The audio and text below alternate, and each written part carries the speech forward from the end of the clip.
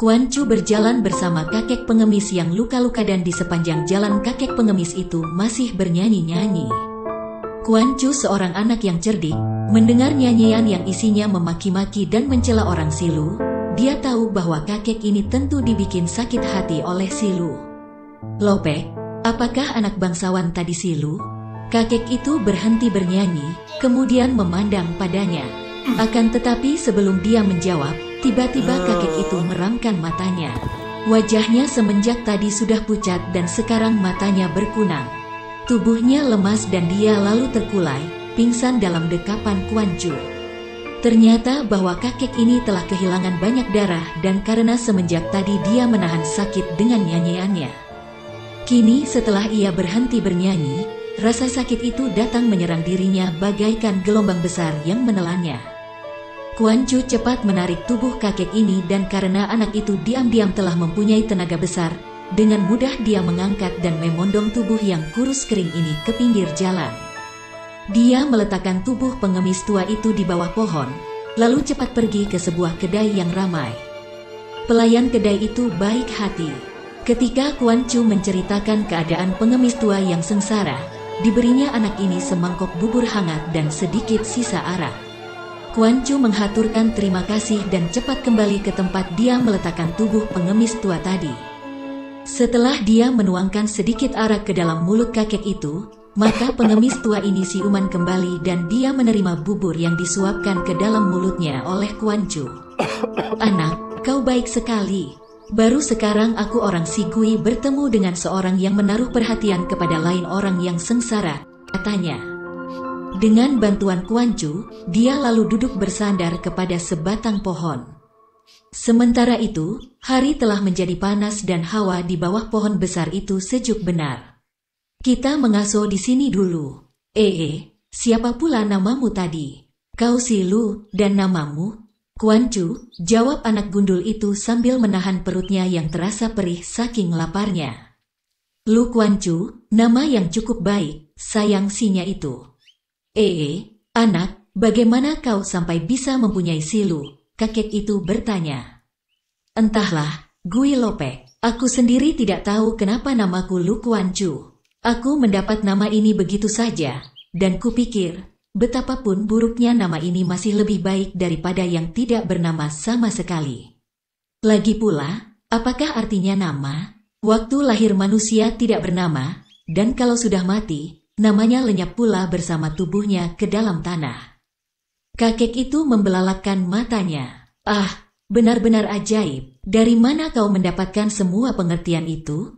Kau murid siapa?" "Bukan murid siapa-siapa, Lopek, juga bukan anak siapa-siapa. Aku tahu semua itu dari buku-buku kuno." Lebih aneh lagi, seorang anak pengemis yang jembel dan miskin dapat membaca kitab. Masih kalah aneh dengan seorang kakek pengemis yang ternyata ahli sastra dan syair, kata Kuan Chu. Mereka saling pandang, lalu tertawa. "Bagus, Kuan Chu, kau tidak tahu dengan siapa kau berhadapan. Ketahuilah olehmu, dahulu Menteri Lupin yang mulia itu pernah belajar ilmu kesusastraan padaku. Pernah pula dia tinggal di rumahku dan makan dari mangkokku. Aku adalah ahli sastra, ahli bahasa kuno dan namaku Gui Tin. Gui Si Ucai bukanlah nama yang tak dikenal orang." "Sayang sekali Lopek, aku tidak mengenalnya," kata Kuan Chu. Untuk sesaat, kakek ini nampak kecewa dan marah. Akan tetapi ketika pandang matanya bertemu dengan pandang Kuan Chu yang mengandung kejujuran, kakek ini lalu tertawa terbahak-bahak sampai keluar air matanya. Memang lebih mudah memaki orang daripada memaki diri sendiri. Aku tidak lebih baik daripada manusia Silu itu. Aku masih saja dikotori oleh kesombongan dan ingin namaku dikenal oleh semua orang.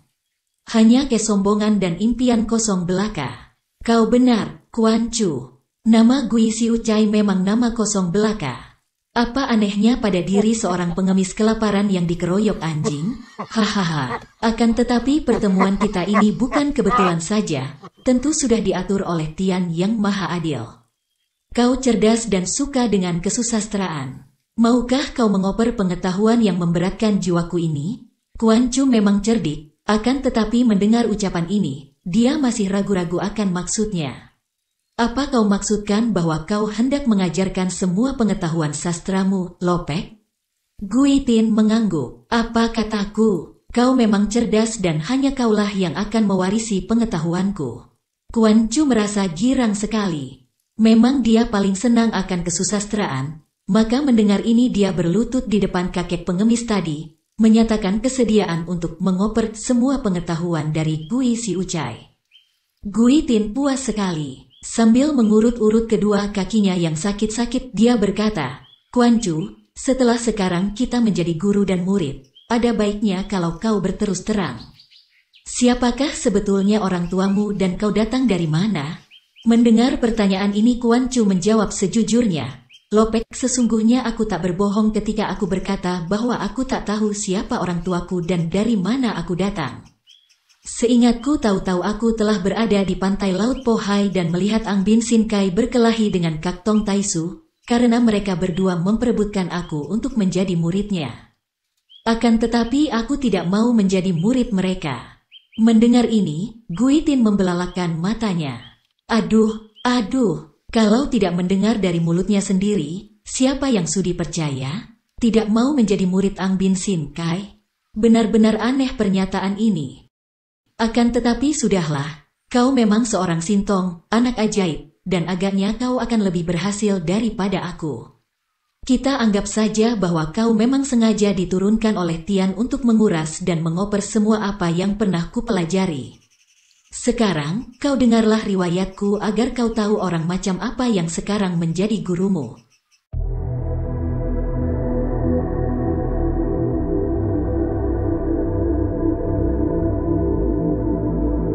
Sampai matahari terbenam ke kaki langit sebelah barat, pengemis itu bercerita mengenai riwayat hidupnya. Dia memang seorang terpelajar yang sejak kecilnya hanya bergulung dengan kitab-kitab saja. Selain ahli sastra dan telah lulus dalam ujian kota raja sehingga berhak menyandang gelar Si Ucai, Guitin ini juga tekun sekali mempelajari kitab-kitab kuno sehingga dia berhasil memecahkan segala macam tulisan-tulisan kuno yang tidak dapat dibaca oleh para sastrawan lain. Ketika dia masih muda, banyak sekali kaum sastrawan datang padanya untuk menerima wejangan-wejangan atau menghisap sedikit ilmu sehingga tidak ada orang yang tidak mengenal Guitin yang disebut Gui Si Ucai. Akan tetapi, watak dari Guitin amat aneh. Ia benci akan kedudukan dan pangkat. Karena itu, ketika kaisar yang mendengar akan kepandaiannya memanggilnya untuk diberi kedudukan tinggi, Guitin menolaknya secara keras.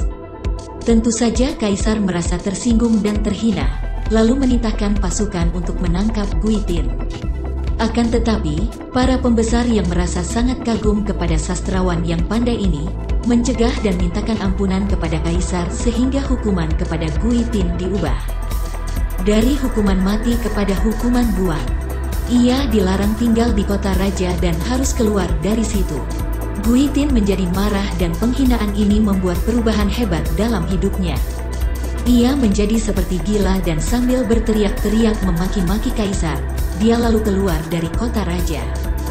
Sudah tentu saja perbuatannya ini membuat marah orang banyak. Guitin tentu sudah terbunuh mati kalau saja dia tidak ditolong oleh dua orang gagah yang menangkap dan membawanya pergi ke utara.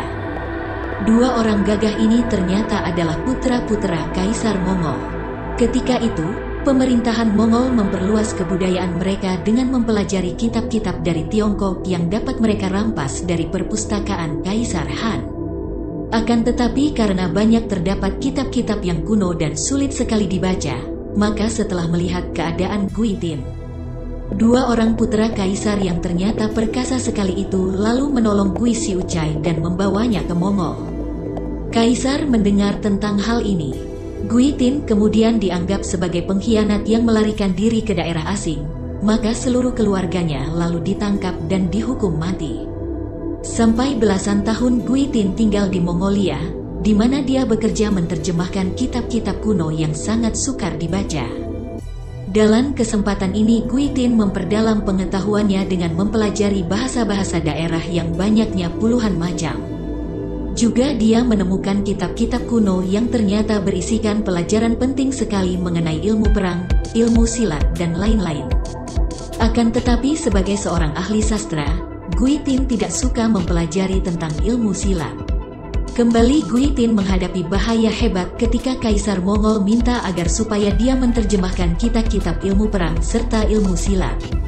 Tadinya Gui Tin memang mau mengerjakan perintah itu, akan tetapi ketika dia mendengar bahwa bala tentara Mongol makin maju dalam ilmu perangnya, dan bahkan kini mempunyai niat hendak menyerang ke selatan, dia menjadi terkejut dan gelisah sekali. Tidak, betapapun juga, dia tidak mau menjadi pengkhianat. Biar Kaisar memperlakukan dirinya secara tidak adil, betapapun dia tidak suka kepada para pembesar-pembesar di negaranya sendiri yang amat korup dan lalim, namun dia masih mencinta tanah airnya, masih menjunjung tinggi negaranya sendiri. Oleh karena itu, dia lalu menghentikan segala penterjemahan kitab-kitab perang dan ilmu silat. Biarpun demikian, telah banyak ilmu perang yang diterjemahkan dan telah banyak pula ilmu silat yang tinggi-tinggi dia terjemahkan. Sehingga sekarang banyak tokoh-tokoh besar di kalangan bangsa Mongol memiliki ilmu silat yang luar biasa. Menghadapi pemogokan yang dilakukan oleh Gui Tin dalam menerjemahkan ilmu silat dan ilmu perang, Kaisar Mongol menjadi marah dan hampir saja Gui Tin dibunuh kalau tidak dihalangi oleh dua orang pangeran yang dahulu menolongnya. Sebaliknya, Gui Tin hanya diusir dari Mongol.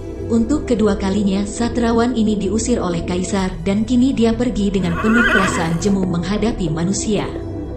Beberapa tahun kemudian, orang melihat seorang kakek pengemis yang kurus kering. Tidak seorang pun mengetahui bahwa dia ini adalah Gui Tin atau Gui Siucai yang dahulu namanya begitu dimuliakan orang, bahkan sangat dikagumi oleh Kaisar dan juga Kaisar Mongol.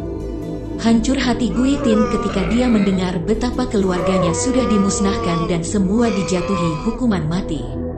Makin rusak batinnya, dan dia merantau ke sana kemari seperti seorang edan. Kemudian dia tiba di kota raja dan teringat akan Lupin, seorang kawannya yang paling baik, atau boleh juga dibilang seorang bekas muridnya yang paling dia sayang. Dia juga kagum melihat bakat luar biasa dari Lupin dalam hal seni ukir, maka dia ingin sekali bertemu dan mengunjungi rumah Lu Senghok saat mendengar bahwa Senghok adalah putra dari Lupin. Tidak tahunya, di halaman gedung ini dia dihina dan hampir saja mati digigit anjing-anjing yang dikerahkan oleh Lu Tong, cucu dari Lupin bekas sahabat baiknya itu. Tentu saja hatinya menjadi sakit sekali dan makin bencilah dia kepada manusia, kepada dunia dan kepada diri sendiri.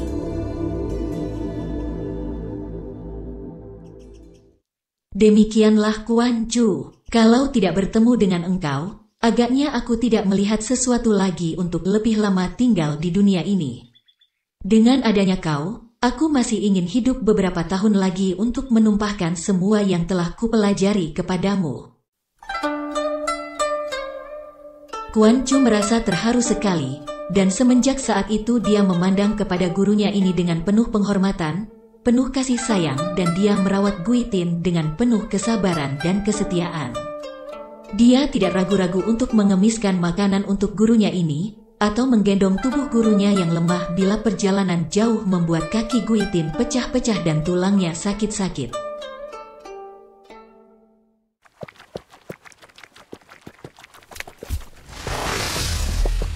Kuan Chu, aku heran sekali melihat engkau. Bagaimana kau bisa berlari secepat ini dan tubuhmu begitu kuat? Bukankah kau belum mempelajari ilmu silat? Tanya Gui Tin, ketika pada suatu hari Kuan Chu berlari cepat sambil menggendongnya. Belum pernah, Suhu. Sebenarnya, aku hanya pernah mendapat petunjuk dari Pekcilan Tio Lon Eng tentang cara bersemedi dan mengatur napas. Juga tentang menyalurkan hawa dari Tian Tan ke seluruh tubuh untuk menguatkan urat-urat dan melancarkan jalan darah. Entahlah, semenjak aku membiasakan diri Siulian, aku merasa tubuhku kuat dan ringan sekali pada waktu berlari. Itulah pelajaran pokok dari Ginkang dan Luekang. Anak yang baik, aku sendiri pun telah banyak menerjemahkan ilmu-ilmu itu. Sayangnya dulu aku tidak menaruh perhatian sehingga aku sudah lupa lagi dengan isinya dan tidak pernah mempelajari ilmu-ilmu silat yang tinggi. Mengapa Gui Lopek? Bagiku mempelajari ilmu silat sama halnya dengan mendatangkan bencana terhadap diri sendiri. Aku tidak suka belajar silat. Hahaha. Kesukaan kita sama dan pendapat kita sama pula. Sayangnya Kuan Chu, pendapat ini salah sama sekali. Saking herannya Kuan Chu segera berhenti berlari. Kemudian gurunya minta diturunkan dari gendongan. Mereka berhenti dan duduk di pinggir jalan yang berumput. Mengapa begitu suhu? Gui Tin menarik napas panjang. Memang kita kaum sastrawan memandang dunia dari segi keindahan. Kita adalah pencinta damai dan suka akan ketentraman, sesuai dengan kehendak alam yang suci. Akan tetapi kita lupa bahwa dalam keadaan negara kacau, justru ilmu silat jauh lebih penting dan lebih cocok untuk dipergunakan bagi kebaikan seluruh manusia. Kita lupa bahwa hidup ini memang perjuangan, adapun perjuangan itu tergantung dari keadaan. Bila mana negara sedang dalam keadaan makmur dan damai, memang ilmu silat hanyalah mendatangkan kekacauan saja, dan ilmu kesusastraan dan kesenianlah yang diperlukan untuk memperkembangkan kebudayaan. Akan tetapi dalam keadaan seperti sekarang ini, kembali Gui Tin menarik napas panjang. Apakah artinya kepandaian seorang ahli sastra? Lihatlah saja Lupin itu. Biarpun dia seorang ahli sastra, namun dalam keadaan kacau ini, apa yang dapat ia perbuat? Hanya kekacauan yang keluar dari otaknya. Buktinya cucunya sudah menjadi jahat karena selalu terbenam, dan mabuk akan kemewahan dan kemuliaan dunia. Akan tetapi Gui Lopek, bukankah ilmu silat itu adalah ilmu yang berdasarkan kekerasan, kasar, dan termasuk kepandaian yang jahat saja? Coba saja dipikir, untuk apa ilmu silat selain menggunakan pukulan untuk menghantam orang lain, mempergunakan tendangan menyerang orang lain, mainkan senjata tajam untuk melukai dan membunuh? Nabi-nabi seperti Kongcu, Loju dan yang lainnya, pernahkah mereka itu menggunakan pedang untuk mengalahkan orang? Memang benar, akan tetapi mereka itu pun tidak dapat mendatangkan damai di dalam negeri. Lagi pula, kita sudah melupakan bahwa yang bersifat jahat itu bukanlah ilmu silatnya, melainkan orang-orang yang mempunyai ilmu itu. Ilmu kepandaian apa saja, baik bun, kesusastraan, maupun bu, ilmu silat tetap merupakan ilmu yang tidak mempunyai sifat baik maupun buruk. Baik atau buruknya tergantung dari orang yang memilikinya. Segala apa yang sudah ada di dunia ini sudah ada dan kekal sifatnya. Hanya yang tidak kekal saja yang dipengaruhi oleh baik maupun buruk. Seperti air tenang, baru bergerak kalau ada angin lalu atau sesuatu jatuh ke dalamnya. Kuan Chu berpikir, ada persamaan dalam ucapan gurunya ini dengan ucapan Kak Tong Tai Su. Pada saat itu, tiba-tiba terdengar suara ketawa terbahak-bahak dan muncullah seorang bertubuh tinggi besar, entah dari mana datangnya. Orang ini ternyata memiliki ginkang yang luar biasa sekali dan tahu-tahu dia berkelebat berdiri di depan Gui Tin dan Kuan Chu. Orang ini kulitnya putih, tubuhnya tegap dan nampak kuat sekali. Yang paling aneh ialah pakaiannya, karena pakaian yang menempel di tubuhnya berbeda dengan pakaian orang biasa. Kepalanya tertutup oleh topi kain yang di depannya terdapat bentuk seperti tanduk. Pada luar bajunya yang berlengan panjang itu ditutupi dengan baju rompi lengan pendek yang indah sekali. Di luar, celananya yang panjang itu tertutup pula oleh baju rok sebatas lutut. Sungguh aneh sekali orang ini. Mukanya sama saja dengan orang Han, hanya hidungnya yang agak panjang dan bengkok ke bawah.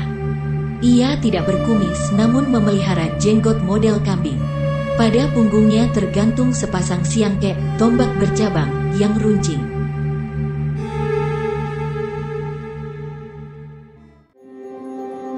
Gui Tin memandang tajam. Kakek pengemis yang pengalamannya sudah banyak ini tahu dengan orang macam apa dia berhadapan. Maka segera dia bicara dalam bahasa yang sama sekali tidak dimengerti oleh Kuan Chu. Ternyata Gui Tin telah bicara dalam bahasa Tartar. Siapakah Tuan dan mengapa datang menjumpai kami? Mendengar pertanyaan ini, orang Tartar itu tertawa lagi dan sekarang sepasang matanya bersinar-sinar girang. Tidak salah lagi, katanya dalam bahasa Han sehingga Kuan Chu dapat mengerti. Kau tentu Gui si Ucai bukan? Bagus, bagus. Tadi aku merasa heran sekali dan bertanya-tanya dalam hati. Apakah aku bertemu dengan dewa atau setan di tempat ini? Ketika mendengar kalian ini, pengemis-pengemis tua dan muda, bicara tentang filsafat-filsafat yang demikian tingginya. Sekarang aku mengerti, kau tentu Gui Xiucai. Siapa lagi kalau bukan Gui Tin si ahli sastra? Gui Tin cepat bangkit dan menjura seperti laku seorang yang tahu akan sopan santun. Memang tidak salah, aku yang bodoh adalah Gui Tin, dan ini adalah muridku Kuan Chu. Tidak tahu siapakah tuan? Orang Tartar itu tersenyum dan nampaklah giginya yang berbaris rapi dan putih sekali. Kalau saja hidungnya tidak demikian bengkok, dia benar-benar tampan sekali, pikir Kuan Chu sambil memandang heran. Ia menaksir usia orang ini antara 30-40 tahun. Gui Xiucai, baru melihat sepintas saja kau sudah tahu bahwa aku adalah seorang Tartar. Ini menandakan ketajaman matamu dan bahwa kau memang sudah amat matang dalam pengalaman. Juga bahasa Tartar yang kau ucapkan tadi, amat halus. Sungguh-sungguh aku sangat kagum sekali. Ketahuilah, aku bernama An Lukui, adik dari perwira An Lusan yang sudah banyak berjasa kepada negara. Ketika itu nama An Lusan sudah terkenal sekali, karena panglima ini memang sangat gagah perkasa dan telah banyak membuat jasa dalam membasmi serangan kecil-kecilan dari musuh di utara dan barat. Akan tetapi, sebagai seorang yang sudah jemu terhadap para pembesar baik sipil maupun militer, Gui Tin bersikap dingin saja. Ah, kiranya tuan adalah adik dari An Chiang Kun yang ternama. Tidak tahu ada keperluan apakah tuan menjumpai aku, seorang jembel miskin. Ah, Gui Xiucai, engkau terlalu merendahkan diri. Sebenarnya, aku sengaja datang untuk mengundangmu supaya datang ke perbatasan utara atas perintah An Ching Kun. Terutama sekali atas petunjuk dari Li Kong Hoat Ong yang menjadi penasehat dari An Chiang Kun. Gui Tin berpikir sebentar dan diam-diam dia terkejut. Kau maksudkan Li Kong Hoat Ong bekas raja dari suku bangsa Yuyan? Apakah sekarang dia sudah menjadi penasehat dari An Chiang Kun? Gui Xiucai betul-betul mengenal orang-orang besar. Memang tepat sekali apa yang kau duga itu. Meskipun dia sendiri belum pernah memangku jabatan, akan tetapi Gui Tin telah banyak menerjemahkan buku-buku tentang ilmu perang. Maka, kini timbullah semacam dugaan yang menggelisahkan hatinya. Di bawah pimpinan Li Kong Hoat Ong, bangsa Yuyan telah banyak sekali mengacaukan negara Tiongkok, dan setelah bangsa itu dikalahkan, sekarang Li Kong Hoat Ong menjadi penasehat dari An Lusan. Benar bahwa An Lusan merupakan seorang perwira yang banyak berjasa dan tenaganya terpakai sekali oleh pemerintah. Akan tetapi tetap saja An Lusan adalah seorang bangsa Tartar. Siapa tahu isi hati dari orang itu? Tidak, aku tidak dapat pergi ke perbatasan utara. Aku sudah tua, tubuhku sudah lemah, tulang-tulangku sudah rapuh, tak mungkin aku bisa melakukan perjalanan sejauh itu. Harap saja Tuan tidak mengganggu lagi. Sambil berkata demikian kemudian Gui Tin menggandeng tangan Kuan Chu dan diajak pergi dari situ. Akan tetapi baru saja mereka berjalan beberapa langkah, tiba-tiba terdengar suara tawa bergelak dan sekali melompat, An Lukui telah berada di depan mereka. Orang Tartar ini mendorong sebatang pohon besar yang mengeluarkan suara keras dan lantas tumbang, melintang serta menghalang perjalanan Gui Tin dan Kuan Chu. Kuan Chu meleletkan lidah saking merasa kagum dan terheran. Bagaimana orang dapat mendorong roboh sebatang pohon besar sedemikian mudahnya? Sedangkan Gui Tin yang melihat ini, lalu memandang tajam dan bertanya, Kau berkepandaian tinggi. Pernah apa kau dengan Li Kong Hoat Ong? An Lukui tersenyum. Dia adalah guruku, juga guru dari kakakku, An Chiang Kun. Makin tercekat hati Gui Tin mendengar ini. Lebih hebat lagi kalau Raja Yuyan itu menjadi guru dari An Lusan. Mengapa Kaisar tidak mengetahui akan hal ini? Jadi kau hendak menggunakan kekerasan, tetap hendak membawaku ke utara? An Lukui menggeleng kepala sambil tersenyum. Tidak sama sekali, kami mengundang Gui Xiucai dengan hormat. Harap Gui Xiucai sudi meluluskan permintaan kami. Setelah berkata demikian, An Lukui bersuit keras dan tiba-tiba dari hutan kecil tak jauh dari situ muncullah 5 orang yang membawa 8 ekor kuda yang besar dan kuat. Ternyata bahwa 5 orang ini pun orang-orang Tartar pula. Gui si Ucai, silakan naik kuda, kau juga, kata An Lukui kepada Kuan Chu. Gui Tin hendak membantah, akan tetapi Kuan Chu berkata, Gui Lopek, tidak ada gunanya membantah. Biarlah kita ikut pergi dan menyerahkan nasib kepada Tuhan. Mendengar ini, An Lukui tertawa. Anak baik, siapa namamu? Aku Lu Kuan Chu, murid dari Gui Lopek. Salah seorang kawan An Lukui berkata, untuk apa kita membawa-bawa bocah ini? Tinggalkan saja. Tidak, Gui Tin membentak marah. Kalau Kuan Chu ditinggalkan, biarpun kalian akan membunuhku, aku tak sudi pergi.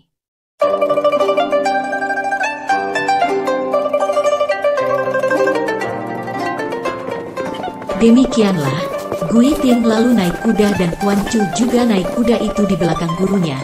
Karena inilah kehendak Gui Tin yang tidak mau berpisah dari muridnya yang tercinta. Kuda-kuda itu kemudian dikeprak dan berlarilah binatang-binatang tunggangan yang kuat ini menuju ke utara.